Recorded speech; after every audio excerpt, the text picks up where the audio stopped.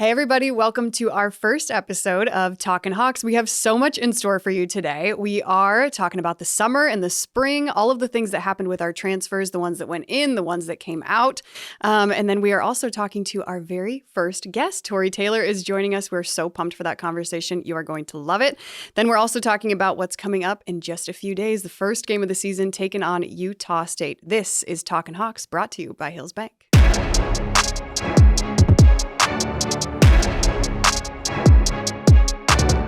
No matter where you are in life, Hills Bank is here to help you succeed. Whether you're buying your first house, saving for your child's future, or preparing for retirement, you can count on the people at Hills Bank for the support you need to reach your goals. It's easy to connect with a banker in person, over the phone, or on hillsbank.com because we believe banking is better through human connection. Hills Bank is an equal housing lender and FDIC member. Hey. How's it going? I'm doing good because we're not in our closet at 10:30 p.m. after putting Dax to sleep. I know. We kind of alluded to that in our trailer where we said we were in our closet. Now we're in this amazing studio. That's so real. We literally were in our tiny little closet. Which Laura made me put more shelving in because we had an open wall and she said, we need another 2 rows of shelving. Mm-hmm. So it's almost like you just have arms on you, but it's just like sleeves of all the clothes that are just draped on you. So packed. It would get so hot in there. And we had this tiny little table and our son was sleeping, but he would wake up literally all the time. So we'd have to pause. I'd have to go put him back to sleep. It was a whole thing. But now, all of that aside, we are in this amazing studio, which Matt brings me to our next little segment, I guess you would say, and that is our unsung heroes. This is something that we had in our last podcast. We're going to keep it going because I felt like it was such a good part, such a good element where it kind of brought to light some people that maybe you wouldn't have noticed during the game. Hey, actually what he did was integral to what happened, the big thing that happened that everybody did notice. That's kind of the unsung hero idea. And so our unsung hero, which is, by the way, is brought to you by JB Roofing, is Storyline Multimedia, which is exactly where we are today. Is it our 3 guys that are back in the back right there? It is John, Matthew, and James. And guys, that's the reason that we're here today. Because they put this brick stuff together. They got the logo kind of get going. Yeah. They got all this cool equipment. They're actually the ones that reached out to Laura back in March. Something like that. And just, it's incredible. This whole setup is just awesome. And I know a lot of you won't see Matthew, James, and John back there, or you won't hear them necessarily. But for good reason, because they're working, but because they're so good at what they do. Yeah. And so we appreciate you guys. Yes. Also, kind of tying in with that is all of our sponsors. Yes. We had a lot of people that believe in what we do and believe in us bringing information to you guys. And so brought to you by Hills Bank. We appreciate Iowa City Tire, JB Roofing, Marquee Pizzeria. Estella's, of course, the Taco-Bout network. Here we are right on here on YouTube. And yeah, we just performance appreciate restoration. Gotta get that last one in there as 100%. Well. So very excited. Yes. And we're just pumped to be here right now. This is just incredible. Like I said, it's a lot better than sitting in our closet at 10:30 at night. So shout out to everybody that helped bring this to life. I know it's episode 1, but kind of nostalgic. Yeah, feels like it. Our unsung hero, Storyline Media, and the rest of our amazing sponsors. So thank you. Okay, Matt, we are going to get into spring, summer transfers. We got a couple of big names that I think everybody is talking about, especially right now. 8 total transfers that came in this off-season era, the transfer era. Yeah, it's kind of it's really changed the way college football is. Mm-hmm. We had a couple transfers while I was there. I'm pretty sure we went through 3 different transfer punters there for a little bit between Dylan Kidd, and Ron Caluzzi, Bomb Squad. So we had a couple of transfers, but it really wasn't near as big as it is now. Obviously, with NIL and the ability to just swap and then go. I hate to use the term plug and play, but really, you just plug in any school that you think you can play. It really saturates the market, though, because you think about not only are you competing against other transfers, right, when you transfer into a school, but you're also competing against all those high school athletes that are built on potential.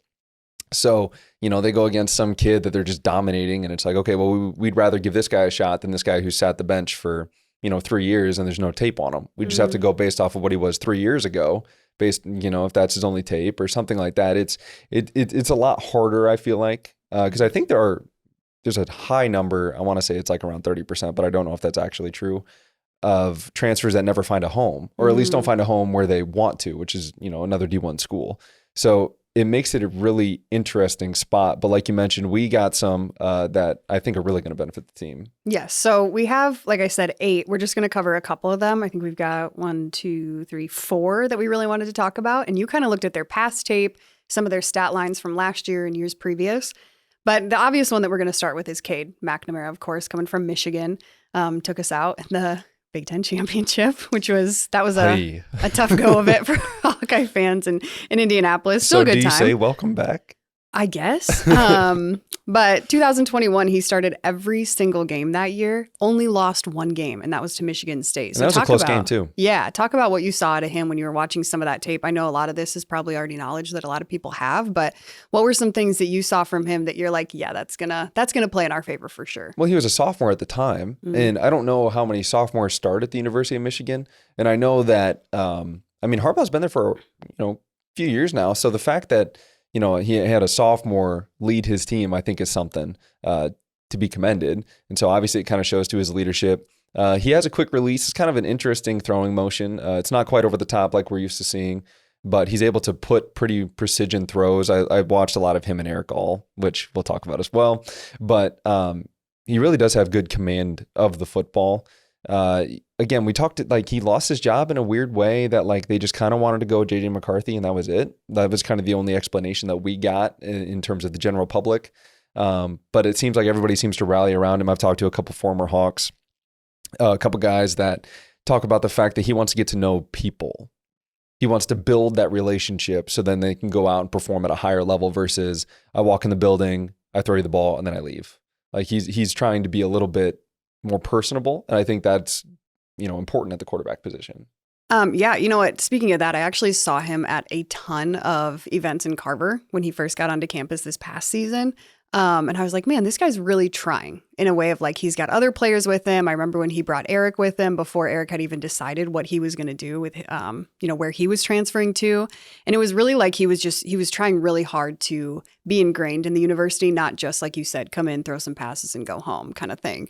But on the topic of Eric, let's go to that too. I know one thing that you said is he loves contact after watching some of his film, which I think is a great thing for Iowa, especially because what we know is we've got tight ends that can catch, but we also have tight ends that can block and that need to block. Yeah, he does a little bit of both, and I feel like guys that like contact are a little scary. What I saw, and he got injured last season, so he only played in a couple games. But the year before, he had 38 catches, 400 some yards, and a one-handed touchdown against Dan Belton in the Big Ten championship. So he's a well-rounded athlete. He's not super fast. He might debate that based on his touchdown against Penn State. I was going to say easy. People used to say that about you too. Bro, I was fast. Okay. What are you talking about? Okay. She don't know what she's talking about. But he did score I think it was like a 45-yard touchdown or something like that against Penn State.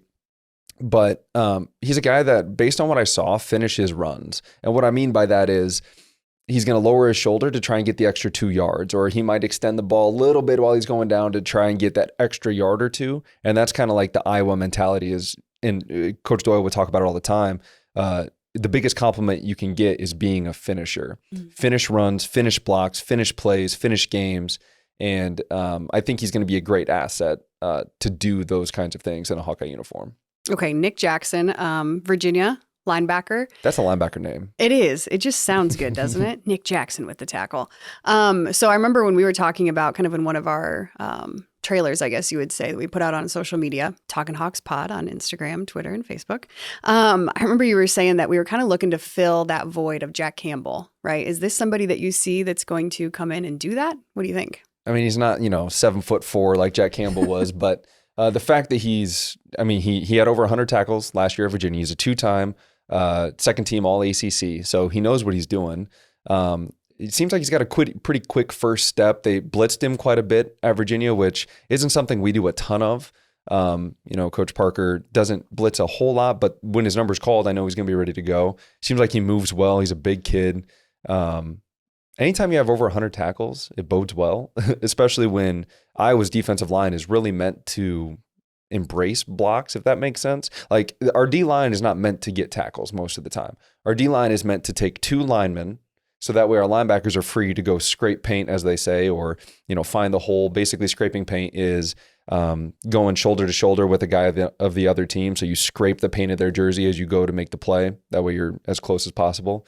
So like things like that, I think he's going to fit in well. So, I mean, I don't know if he's going to be Jack Campbell or be Seth Benson, but I do think he's going to help fill that void along with Jay Higgins, who's going to be on the other side of him more than likely. Okay. Seth Anderson, wide receiver coming out of Charleston Southern. Tell me about him. You might find this hard to believe. I couldn't find a whole lot of tape on Charleston Southern. Okay. But it seems like he's pretty quick off the ball. He was I think he was freshman of the year in their conference. And I think he was second team all conference or third team all conference as a freshman. So he's got a lot of speed. His dad played in the NFL. So he's got there's some room, I think, in the receiver room. We also got Caleb Brown, who was from Ohio State. So, I mean, there's a couple people that joined the room, but I think he's going to have an opportunity where speed, we saw a lot of Amir Smith-Marset and what he could do. They actually gave Seth Anderson number 6, similar to Amir. Something I've realized is that they try to give like players same numbers. Yes, at least it kind of seems like that. Yes. So I think that I don't know if he fills that void, but he definitely helps with depth in that receiver room after losing Arlen Bruce and Keegan Johnson. Well, Matt, I am pumped. We've got, by the time this episode comes out, 5 days before the first game of the season. Absolutely unbelievable. It completely snuck up on us like it does every single year. But something very exciting, which we already mentioned, we've got a guest in the building. He just walked in, Tory Taylor. We're going to get in that conversation here in just a couple minutes. But first, a word from our sponsors. Need a new roof, gutter, or siding in Eastern Iowa? Call JB Roofing and Construction, the local and reliable roofer with over 20 years of experience. They do one roof at a time, unlike others who juggle multiple projects and cut corners. They also serve a 45-mile radius around Kelowna and help you with any insurance claims. Don't wait. Call 319-656-ROOF or visit their website, jbroofingkelowna.com, for a free estimate. JB Roofing and Construction, the small town roofer you can trust. Hey, Matt, did you know that Iowa City Tire does more than just tires? Yeah. I mean, they've been servicing the corridor for like 40 years. Okay, but did you know that until somebody had to tell you? No, I didn't. Well, hey, check out how they're doing things in a very different way at Iowa City Tire and Service, where service actually comes first. Visit ictire.com.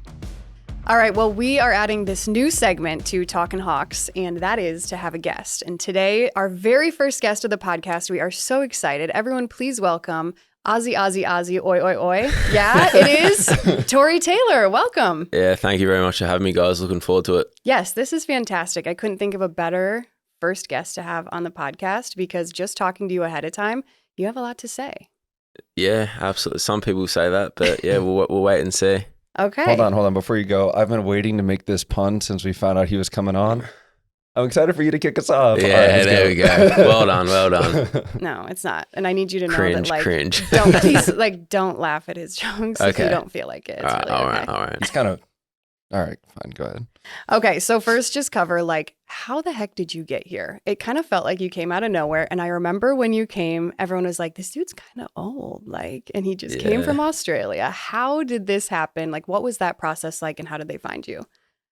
I mean, it was really pretty simple in the end. I went to a program in Australia that basically helps transition guys from Australian football to American football, or basically kicking in Australian football to an American football style of punting and whatnot. But basically, I was just playing Aussie rules football just at my local club, just with a few of my mates on a Saturday. I didn't really take it too seriously. I was an okay player, but I'd always had a relatively big kick of the football. And then a couple of guys just said, hey, you got a pretty big kick. Have you ever thought about punting? And I was like, no, not really. So I kind of looked into it, and this would have been in 2017, at the end of 2017. So you were 30 at that time? Yeah, exactly. Yeah. So I wasn't really enjoying what I was doing. I was kind of just working. I was thinking about going to university. Like I said, I was playing Australian rules football. And then I kind of looked into this whole punting thing, and I was like, wow, they play in front of some pretty big crowds. And I'd only really ever watched NFL. I was already a pretty big NFL fan. And then, I looked into this college football stuff, and I was like, wow, this is pretty cool. So I contacted the guys down at Pro Kick, Australia, Nathan Chapman and John Smith. And then I just said, hey, I think I've got a relatively big kick. I don't really know. can I just come down? And they said, yeah, just come down, like bring your boots and we'll see what you're made of. And then, punter day came. They said, look, you kind of got what it takes. It's just whether you really want to do it or not. So that was at the end of 2017. And I kind of went to training maybe 2 or 3 more times within the month. And then I said, I just don't know really whether I want to move across to the other side of the world. I wasn't 30. I would have been about 20 at the time. And I said, I don't really think that's for me. So I was kind of back and forth for it would have been 18 months in the end. So wow. I ended up ringing Nathan in the middle of 2019 and just said, hey, I know I've kind of like screwed around the last 18 months. I've said yes, I've said no, I've said yes, but like this time I really mean it. So, and whatever I need to do to prove it to you, just let me know. So joined Pro Kick officially in 2019. And then it was kind of towards the end of that year, kind of started speaking to Ira, and they offered me a scholarship. And then Coach Woods came out in January 2020, so just before COVID, like a couple of months before COVID. Came to Australia? Yeah, came to Australia. He got there on a Tuesday afternoon and then left on a Friday morning. So I saw him on the Wednesday and Thursday, which was like pretty surreal experience. So, because, every Pro Kick is pretty tight run ship. Everyone takes it really seriously because what an opportunity it is. But that was kind of a big moment for me because it was just like, well, like, holy crap, like this is actually a coach that might be playing for. So that was a pretty cool experience just punting for him. Was it kind of like, obviously it's eye-opening, right, when you see a coach, but what was your first impression of Coach Woods? It's kind of funny because he was probably about 100 yards away on the other side of the field, and I saw him and his wife were walking over, and I was just like, gee, this dude's a big dude. I was like, is this what they're all like? Yeah. So he played the league for, I think, 7 years. 7 years, yeah. But really, really nice guy. Like, I was a little nervous, more so just for the punting thing, because I was like, I don't want to hit any bad balls because he's come all this way and they probably won't want me anymore. But luckily enough, the weather was nice and had a really good day. And I think it was good for him to kind of see, I guess, what guys in Australia do and like why they do it and things like that. He came and met all my family, which was just as important for me, and especially my parents, especially my mum, because she was obviously, when I left, very upset about sending me overseas. But I think that kind of helped settle a few things, knowing that Coach Woods is obviously a great coach, but even a better person. It's pretty cool to hear you echo a lot of the things. Like, I don't want to bring myself into it too much, but Coach Woods recruited me. Yeah. And I was all about family. Yeah. Like being able to get your family on board with sending you all the way across the world. I mean, it's funny. I don't know if every college does that. Yeah, it's funny you say that because when I first kind of found out that Iowa was a potential landing spot for myself, I said, nah, that's not happening. I'm not going there. I said, I don't even know where that is. But then that's I kind of like looked into it a little bit, and then I had a couple of conversations with Coach Woods, and he was just such a nice guy, and it really just seemed like a family atmosphere. And I spoke to Michael Sleep Dalton, who was a previous punter, who just said, he couldn't have spoken any more highly of everyone in the building. So that certainly made life a lot easier. But it was, COVID hit in March, April or something, wasn't it, 2020? Yeah, yep. So I was meant to come for a visit in April that year, but couldn't. And then, ended up getting here in August 2020. And it's been quite the experience. It's crazy to think that in 4 or 5 months, like I'll never put on the Iowa jersey again, which is crazy. Yeah. Wow, it goes quick. Yeah, no kidding. I think it's ridiculous. Everyone's going to be just as sad when you leave as you will be. Yeah. And we'll get to that in a little bit about all the fan love. But what was that like leaving your family? You come all the way over here. Like, did you miss them immensely? Did they ever get to come see you? What was that like? So it was probably the hardest 2 years of my life, I'd say, just because I left in August 2020 and then they couldn't come here until just last year just because of the whole COVID situation in Australia. It was really, really strict. Like, you could leave Australia fine, but having to go back, you'd have to quarantine for 2 weeks. And it was just too much to ask. But last year was really, really cool having them out here. But it was really hard. But at the same time, I'm just a big believer in that you really just got to get out of your comfort zone and put yourself in uncomfortable positions. And I'm really kind of glad it happened because this is kind of a bit of a vulnerable moment. But like growing up, I never wanted to like leave the house. Like I hated staying at other friends' house. Like I hated school camp. You know, like if you ask any of my mates back home, like I would cry every school camp and things like that because I hated leaving home. And if you ever meet my family or my friends or anything like that, they'll attest to that. So that was a little bit of the reason. It's also I really want to be able to get over that hump. So coming here was hard, but I think what made it easier, and this might sound a bit strange, but the whole COVID situation in Australia was so bad. I was over here going, well, I'm not really missing out on anything, you know. People are in lockdown. People are really just working and that's about it. So I wasn't really missing out on anything apart from my family. But it's been such a crazy experience the last 4 years and 3 years, I wouldn't change it at all. Yeah, and you talk about 2020, you come over here and one of your things was like, wow, they play in front of a lot of people. And then you're playing in front of literally nobody. Yeah. You've got cardboard cutouts in the stands and the weird like crowd noise on the speakers. Yeah. That was so strange. And it makes me think of, I remember sitting in the stands because I was at the stadium and it was a really cold game, I think. And you had the mistake where you punted it twice. Oh, off the ground? Yeah, off the ground. That's what it was. Yeah, kicked it off the ground. Okay, so what happened when you went back to the sideline? Like, what did they say? They couldn't be that mad at you, right? It was an innocent mistake. Funny. It was a great kick, by the way. It was actually not too bad, yeah. So, funny story. I mean, I felt like I kind of had like a decent season. I hadn't really made too many mistakes or anything like that. So, it was weird in the sense that I was like, sorry guys, I didn't really mean to do that. But us specialists and quarterbacks are kind of down at the far end. And then after it happened, I saw Coach Ferens walking towards me. And I never really had any problems with Coach Ferens at all. So I was like, oh God, like this. I'm a little nervous, but he starts walking towards me and I was like, oh, like, yeah, sorry coach. I didn't know that was a thing. And he's like, yeah, neither did I. Like, good job. Like, nice punt. Keep going. So that was a really like cool experience. I thought he was going to be so mad at me, but he's like, huh? He's like, yeah, I didn't know that either. Like, good job. Keep going. So that was pretty cool. That made me feel a little better. And it's always quite funny. I think my coaches back home and a couple of my mates as well messaged me and thought it was the funniest thing ever. I said it wasn't the greatest thing at the time, but I think it gave them the ball probably on the 5 or 10 yard line. And then, yeah, Jack Campbell got a pick. So, yeah, I kind of like to take credit for that as well, you know? It's almost like it was meant to be. Yeah, exactly. Exactly. That's awesome. Okay, on the topic of kicks, though, Counting Kicks, the organization, Tell me a little bit more about that, your involvement with that, how you got involved, and you've raised like a crazy amount of money. Yeah, it's about $60,000 now, which is pretty crazy. But it was 2021, the guys at Ray Gun had kind of made a couple of T-shirt designs and said, hey, we're thinking of doing this. Would you be interested? And I just said, no, not really. I'm not really sure if I'm allowed to do anything being an international student. Don't really want it as a distraction, but hey, thanks anyway. And then I got a couple more messages from Mike and I just said, hey, you know what, like let's just send it to charity. Then I don't really have to worry about anything. Because my biggest thing was just making sure that I just didn't have to worry about anything. It's like, hey, you just do it. And then if you can send the money off, that's fine. And then I just said, can you send it to the children's hospital? Because that just felt like the easiest thing to do. And it was pretty cool.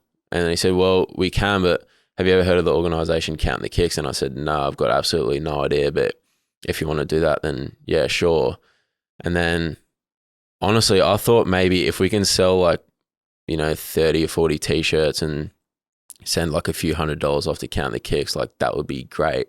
But then Mike is like texting me every week, like, hey, we've made this amount. And then I think it was by the end of 2021, by December, the end of the season, raised about, I think, $11,000 or $12,000 just from T-shirts. So that was pretty crazy.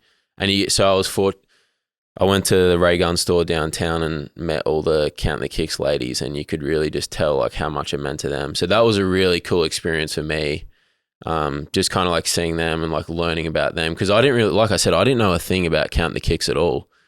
But then as the season went on, I learned about it a little more, but then like actually seeing like what the ladies went through, like however many years ago, like, cause a lot of them lost kids or nearly lost kids. So you could tell how much it meant to them. And then, yeah, meeting them was just such a cool experience. And yeah, Keith started this thing last year as well called Every Kick Counts. So I think just really big thanks to everybody out there that's kind of bought a t-shirt, donated to the cause, because raised about $60,000, which is pretty incredible. When I just thought, if we can make a couple $100 and send it off to charity, then that would be great. Yeah, then why not? And that organization, actually, I read this, has decreased the stillbirth rate in the state of Iowa by like 32%, which is incredible. And I think that's the biggest thing, is it's all well and good for people to go out there and buy a t-shirt and raise all this money. But it's more so just talking about it, like someone who's listening to this the millions of people listening to this podcast right now. Appreciate it. Who don't know about it, like they're learning about it right now as well, you know what I mean? So it really just takes one or two new people to learn, and then they pass it on. So it's pretty incredible what the ladies at Count the Kicks have done, because you can tell it means a lot to them. Okay, so get on the topic of football now. Preseason All-American. Are you kidding me? How do you feel about that when that came out? Were you like, I never expected this? Like, you're coming from Australia. It took you 18 months to decide if you wanted to be here. And now, look at you. Yeah. Oh, the whole preseason. I feel like accolades, it's kind of one of those things. I don't really worry about too many people's opinions. And that's really one of those things that's just someone's opinion, you know what I mean? So as long as I get validation from those I care about, that's really all I'm worried about. So yeah, it's cool, like seeing all the preseason stuff, and it's like, okay, like I must be doing something right. You know what I mean? But in terms of the whole preseason honors, it doesn't really mean too much. Yeah, that feels like the right mentality for a punter, because all eyes are on you. So pressure, does that affect you at all? Do you really feel that? Nah, not. I actually love it. Honestly, I absolutely love it. I feel like what I've loved most about being at Ira is just the value they, I guess special teams is such an important part of Iowa football, and really just football in general. You can kind of see, I guess, how much field position plays into football in general. So I really love the pressure. I love going out there. Just knowing like my job's made so much easier with guys on the punt unit, and I've said it so many times. When you have guys out there that want to be out there, it makes life so much easier, because you go to other schools, you probably look at other schools like big time programs like, oh, I don't want to go, like I don't want to punt, like I don't want to play on the punt unit, that's boring, that's special teams, blah blah. But it's not like that here, so that's kind of really reassuring. And we've got some studs out there, when Cooper DeJean's running down there, it's kind of like, well, I feel pretty safe, I won't have to make a tackle. Touch wood. Speaking of that, like on offense, like we're going to look at their defense, right? We're going to be like, all right, they run a lot of cover three, they run a lot of man, so we're going to kind of game plan for that. When you're I'm going to use this word, when you're as dominant as you are in the punt unit, and you got guys that are going to go down there and stop them inside the 10, inside the 20, obviously you got to be aware of their rush and like where they're going to, try and block it. But does it change a whole lot for what you guys do? Or is it basically, hey, Tory, go out there, do your thing.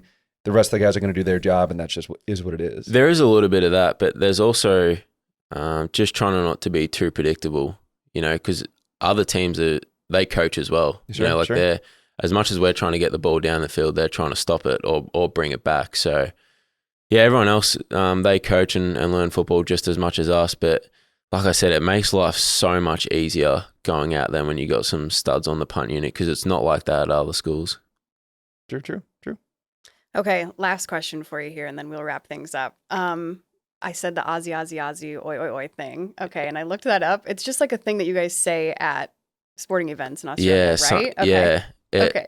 It's always a little weird though when people say it here, because I'm just like, it makes me cringe, because I don't really say it that much. And that's how we started? Yeah, you know what I mean? Because I'm like, I don't know, but oops. Yeah, it's one of those things I think that people will say like tennis matches and cricket and things like that. So like, what's the meaning of it? It's just like a like go, like yeah, good job, go, yeah, something like that. Yeah, it's just like you're like it's kind of like the USA chant. You know what I mean? There you go. So it's like if we started doing that at a Hawkeye game, just started chanting USA. Oh, I love it. I love it when they do that.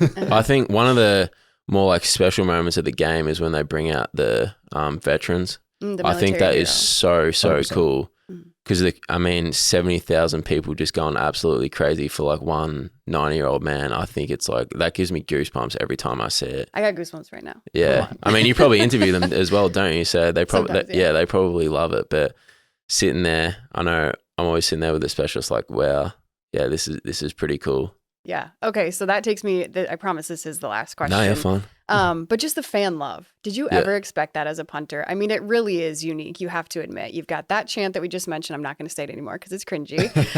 But also like MVP every time you run on the field. You've got, what else do they say? Like Tory Taylor for Heisman. Like, come on, man. That's insane. Yeah. And then you got the Tory Taylor, like the student section loves you.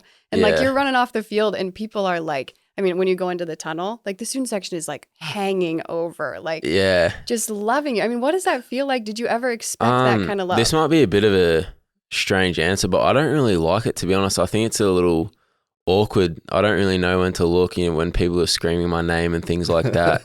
I kind of just like to go out there, do my business and run off. But at the same time, I really feel like you kind of just got to make the most of it. Because like I've said a couple of times, I'm going to be done within a few months. So really just trying to soak everything I can and make the most of it. But it is pretty special just knowing that I'm going out there and bringing some sort of entertainment to people's days, which is pretty cool. I feel like there's a good nuance there between compartmentalizing, right? Like you want to soak it in and enjoy the moments while they're there and like they're chanting your name. And at the same token, like KF would talk about, it's a business. It's a business trip, right? You got to go out there and do what you got to do. Yeah. So I feel like understanding that nuance when you come off the field and like do one fist pump or something like that, I feel like that's... Yeah, and I think also just not buying into all that hype stuff too much, you know what I mean? Because I think a lot of that stuff is really just a byproduct of good performance, but then some people will start, getting big egos. They lose their humbleness. Mm-hmm. So you can really play a dangerous game if you look into that stuff too much as well. So I try to shy away. But like I said, it's always a little awkward when people are screaming my name. I'm just like, I don't want people looking at me, you know what I mean? But at the same time, I know there's 70,000 people out there looking at me because I've got the ball in my hand for 1.5 seconds. But yeah, it is pretty cool. Yeah. I feel like it kind of goes back to, you talked about, you care about the other 10 guys that are on the field. Yeah. You care about the coaches that put you out there. Yeah. And as long as you're able to focus on that, then when the crowd erupts after a good play, you can kind of bring them in with you. But that's because you did your job and you did what you needed to for the other 15. Well, I guess I don't know how many coaches there are, but for all the coaches and the other 10 guys, you did your job. Yeah. And I think one thing is that, like I've got goals and things like that, obviously like everyone, you want to win the Ray Guy and you want to win the Big Ten championship and things like that. But my biggest thing is just making sure that, well, first and foremost, like make my family proud because they're the ones that I play for, but especially coaches and my teammates, because I think my biggest fear when I go out to punt isn't really hitting a bad ball. It's just like letting my teammates down. So yeah, there you go. Okay. Wait, I have one more. I'm sorry. Of course. This we're just going to really wrap it up here. No, it's fine. Are you going to go back to Australia after you're done playing football, or what's the plan here? Do we know? I mean, I'm obviously going to try and play football for as long as I can. Hopefully that's a few more years. Hopefully it's 15 years, you know what I mean? But I think eventually, kind of long term, I probably will make the transition back home. All my family's there.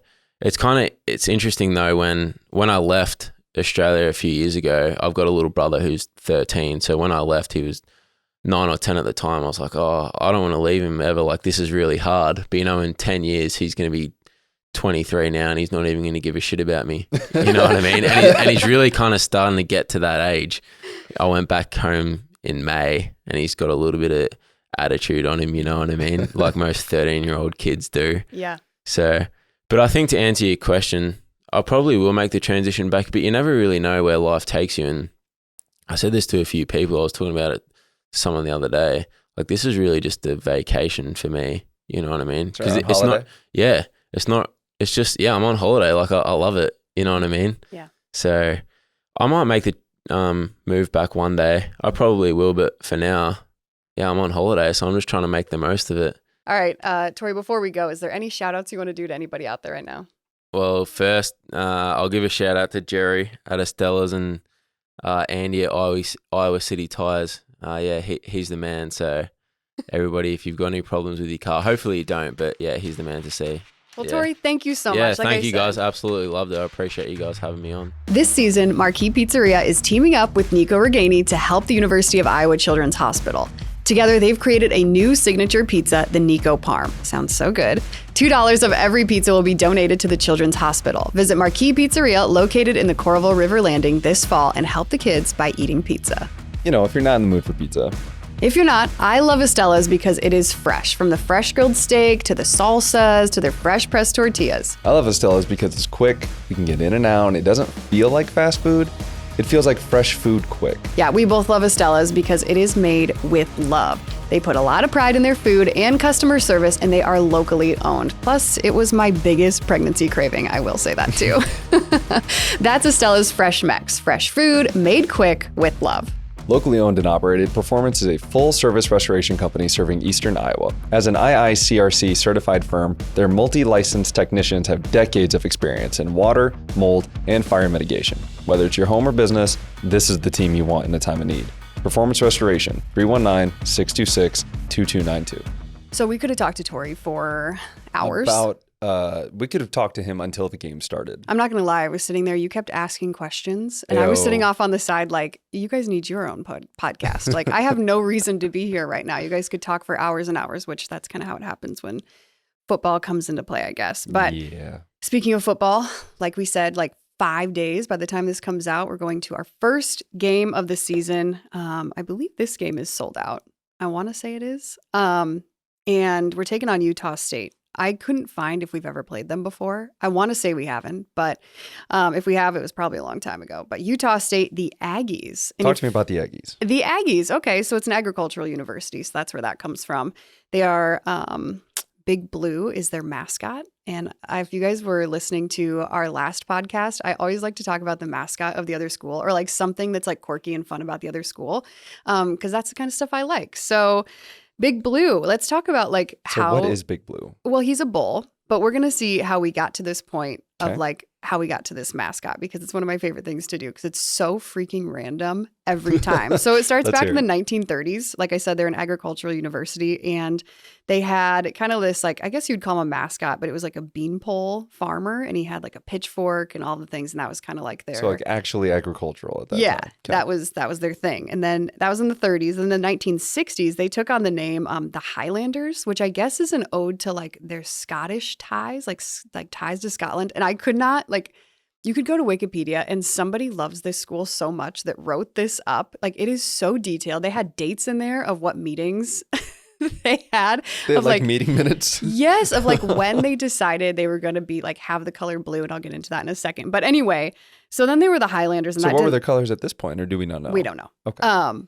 But they were the Highlanders. It didn't last very long. And then they were the Scotsmen, which is again like their ode to being tied to Scotland in some way. Go look it up. I don't know. But that didn't last very long, but it's still in their fight song. So they still call themselves the Scotsmen in their fight song. I can't make it make sense. And then let's see, in 1901, it was November 7th, 1901, they had a meeting. And this is when they decided on the color blue. That would be the color of the university. And it's like a navy blue, which is very important, apparently. And then in 1972, this is one of my favorite parts. They had a real bull. They decided they were going to have that be their mascot. And they introduced a real one. He was white and they painted him blue. Oh, no. It's so sad. Like, just leave the real animals out of it. Just don't do it anymore. Georgia, I'm talking to you too. And they painted him blue. And this part I didn't quite understand. They put red rubber boots on him. And I was like, what? On a full-grown bull? No, like, why would you do that? I didn't quite understand. Like, anyway. And then I mean, you can assume that didn't last very long as well. And then in 1987, they got a real mascot and they paid $750 for the outfit. I don't know why I know this information. I really shouldn't. But it had like real animal horns on it. Apparently it was super heavy, which I'm finding is like really common with old mascots. Like the outfits were just really heavy and hard to move in, I guess. And the new one, I don't know when they adopted this new one. It had to have been Wait, there are no meeting minutes on this? No, sorry. I don't know when they adopted this new one, but it's a really good mascot. He actually looks really good. It's not Penn State's mascot. Like, it don't look that bad. But it's actually, he's one of the most popular mascots in the Mountain West Conference, which is their conference. And he, at basketball games and like games in their arena, rappels down from the Jumbotron, which I thought was incredible. Herky, what are we doing? Like, we need to implement this. Rappel down from the Jumbotron. Wait, like a slow rappel or like a Lady Gaga jumping into the Super Bowl arena, like, and then like going down that way? I think it's just a slow rappel. That would be my guess. But I guess he's like super funny and super fun. So I'm excited to see him on Saturday. Because some of those mascots can get a little bit crazy. And you know what else I learned is this was like back in 2003. That is when somebody wrote this Wikipedia article on the mascot. But I guess they've had like 6 mascot There's people inside of them. I didn't know if you knew that, but they don't put real animals in the. Not anymore. No. Okay. But they have gone on to be professional mascots. So I get it's like if you want to be a professional mascot for a professional team, pipeline. It's a pipeline. Go to Utah State. Anyway. Wow. So the more you know about Big Blue, interesting, the bull. Anyway, okay. So aside from that whole history class, I love it. Thank you. Of the mascot, Matt, tell me about Utah State. What is this game going to look like? Well, offensively, they kind of run the spread, and the spread kind of gets its name because you're trying to spread out the defense. So I don't know if I feel like most people would have seen something similar when Tennessee took on Alabama and they beat Alabama, where they had their receivers basically on the sidelines because they're trying to get everybody out of the box. They're trying to make you determine, are you going to play 3 guys over 2? So essentially they got 2 receivers to the right. Let's just say they're a balanced. So 2 receivers to the right, 2 receivers to the left, and then a running back next to the quarterback. And then you got the 5 line. That's your 11 people. So most defenses, us included, don't like to be one-on-one. We don't like 2 guys over 2 guys, 2 guys over 2 guys. We'd rather go 3 over 2 so we have one more guy than you do. It's typically how we like to play. And Utah State's going to try and widen us so that they can get numbers in the box. And the box is basically from tackle to tackle, usually about 4 or 5 yards deep. So who's in the box is typically our 4 linemen, and then our 2 backers. For today's sake, we're going to talk about Jay Higgins and Nick Jackson. So those 2 sitting in the middle, and then 4. So we would have 6 in the box in this scenario. And they've got 7 on offense because they've got the quarterback, running back, and 5 linemen. Now, if you mark the quarterback as not a runner, it's 6 on 6 because he's going to hand it over. Well, we want an extra hat. So we'll probably have a safety or somebody that's near there. And then cash position, Sebastian Castro. Actually, that kind of makes sense now. Sebastian Castro. He plays the cash position. Okay, keep going. I'm not going to laugh at that. It's worth a laugh. There's smirks in the room. Anyway, so he'll probably get a little more time. They like to spread it out. I think when I looked at their depth chart, it was wide receiver 1, wide receiver 2, wide receiver 3, wide receiver 4. Whereas normally it's like tight ends and fullbacks and stuff. So they're going to try and spread us out. We're going to have to play a little bit smaller, in that sense. But main thing is about our defensive line taking their offensive line and leaving our linebackers to go make plays, because I don't see us missing a whole lot of one-on-one tackles. So I think that's going to be really important. Is our up front, are we going to be able to take those linemen so that we don't let them get to the second level and our linebackers are able to make plays? They are returning their quarterback from last season. Their top running back is gone and their top receiver is gone. So, they're going to have some new faces. We're going to have new faces. That's one of the fun parts about week 1 is like, I have to look at what they did last year to try and, come up with what they're going to do this year. But that spread offense, you expect them to kind of be on the sidelines. We're going to be spread out a little bit more than we like, but at the same token, we're not just going to let them run on us, if that makes sense. Yeah, it makes sense. Okay, so talk to me. I stay out of Twitter. I can't Smart. do it. Any Twitter, honestly, I try to stay out of it. I don't even have the app. Oh, sorry, X. I don't even have the app. I just go on Safari if I really need to go there, twitter.com, x.com, whatever it is. I don't care. But it's too much. But I know a lot of people are talking about Cade. I know that the Hawkeye football, Instagram, Facebook, social media channels, posted him practicing in Kinnick on Saturday. So we're just going to assume that he's fine. He's ready to go. So what are we expecting out of him and the Iowa offense? What do you think? I think they're going to try and get him into a rhythm early. Obviously he went down kind of earlier in Kids Day, so we didn't really get to see a whole lot. But like I said, the fact that he's personable, he's a good leader, those kinds of things that are going to become tangible.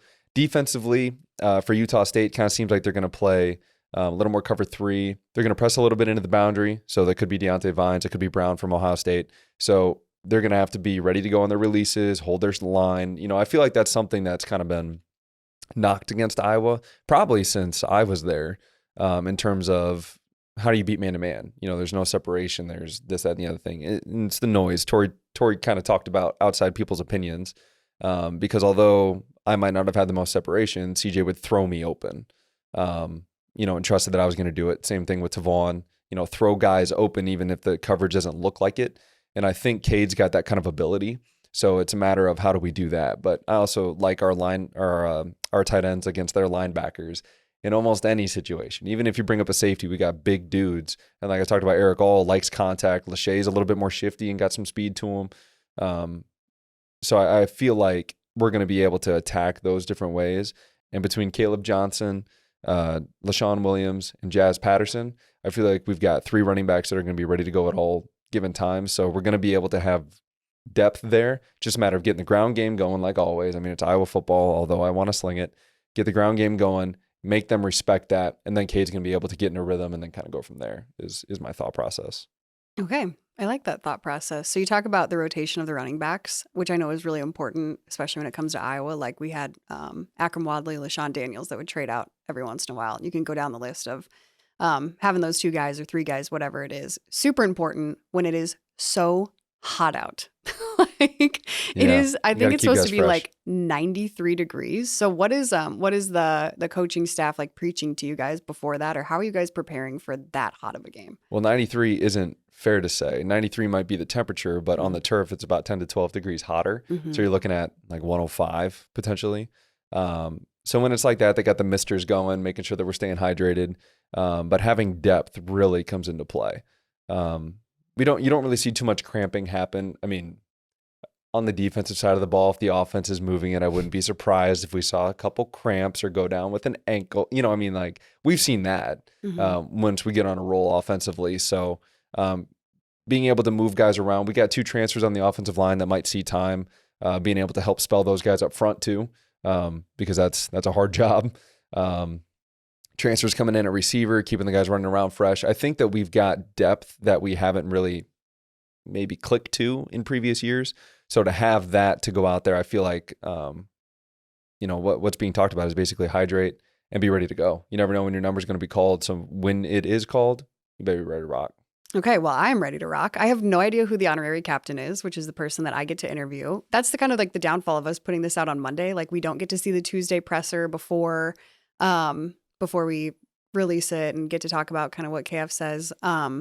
But then also, I don't know who the honorary captain is, and it drives me nuts, and I just can't wait to find out because that's one of my favorite parts of game day is getting to talk to some Iowa greats. So we will see when that comes out. And kind of to piggyback off that, for those that don't know the honorary captain, do you mind sharing a little bit? Oh, yeah. So it's usually just somebody that is like a Hawkeye great, an alumni. It could be a coach. It could be, we've had an athletic trainer. John Streif was there at one point, which isn't a name that like the average fan would know, but like everybody that's ever involved at the University of Iowa in any sports at all whatsoever would know that name. And so he was fantastic. We've had some like Super Bowl champions. Had some guys that I played with. LaShawn Daniels was actually an honorary captain last year. Yeah. And shout out, we actually got to go to a game because we were in a booth and Dax could just run around and be an idiot like himself. Dax is our child, by the way. Oh, yeah. Sorry. Yeah, Dax is our 2-year-old. At the time, he was probably like 18 months. Yeah. But so thank you, LaShawn. But yeah, so it can be really anybody. They come and talk to the team. Mm-hmm. They give kind of a speech on Friday before we go to the hotel. And it's just very cool to kind of like look at guys that have been through what you're going through and understand it to a point. And then hopefully give some wise words of like, let's go out there and rock. Yeah. No, it's so cool. And then they come out on game day and are on the sideline with me. And then we do an interview, quick couple questions in front of everybody. They get to address the whole crowd and everybody always goes crazy and wild. And it's one of my favorite parts. So excited for that on Saturday. We'll see who that will be. And I'm going to melt. I can't wait. Yeah, stay hydrated. I'll do my best. All right. Well, guys, thank you so much for tuning in. This has been just so much fun. Tori was an awesome guest. I hope you guys loved that conversation. I think we're going to have some bonus content for that as well. So I hope you guys can listen to that. Pumped for this first game. We've got an awesome season ahead. And thanks for listening. This was Talkin Hawks with the VandeBergs presented by Hills Bank. Go Hawks. Go Hawks.